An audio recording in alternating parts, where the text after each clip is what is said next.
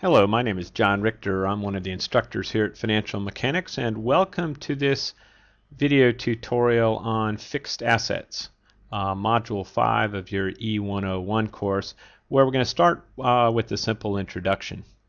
So to begin with, just to sort of overview the module that you'll be heading into, we're going to start by just overviewing the primary fixed asset accounting lines. We're going to do the skill of copying a blank worksheet. And as I've noted here, that's one of the few skills that we do with the mouse. It's slightly more efficient that way, albeit a bit fiddly, as we'll see shortly. We're going to then calculate the primary fixed asset line items. And crucially, as part of this module, we're going to introduce you guys to the balance corkscrew. And finally, of course, we're going to export the component line items into the financial statements and wrap things up. So to start things off, let's just overview quickly the kind of primary fundamentals of fixed asset accounting.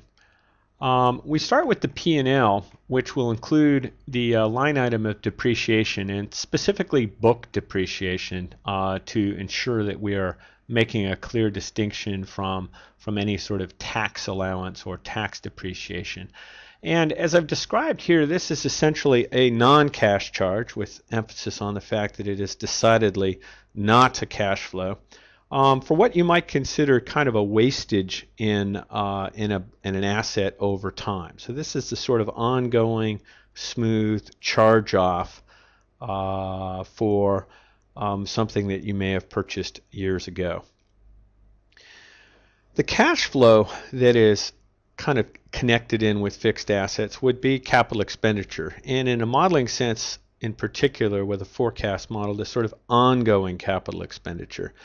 We're going to make this a placeholder for now, since modeling straight line depreciation of ongoing capital expenditure is a more advanced modeling topic, which we'll introduce you guys to later on subsequent videos.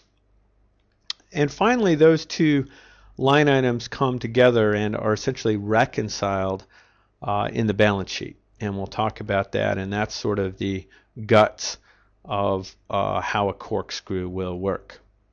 So with that, by way of introduction, let's head over to our Excel model and see where we left things off. So as always, we like to start with a review of the financial statements. And here we have our FinStat sheet with a current list of placeholders. And to focus on kind of the mission for this particular module, I'm just going to mark light green those line items that we're going to tax. So there's our accounting or book depreciation if you prefer. But just to make this sort of point that those are synonyms to make the emphasis of a difference from tax. Here's our net fixed asset balance, so that's net of any depreciation. And the cash flow that we talked about, which was capital expenditure, is not currently included, but we certainly could. So I'll insert a row here and put in a line for what would be that ongoing capital expenditure. So let's just let's do that in order to kind of make the point.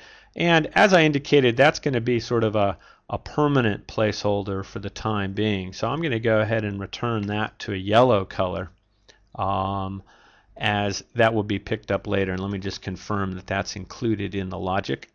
Excellent. And so there's our cascade heading on from there.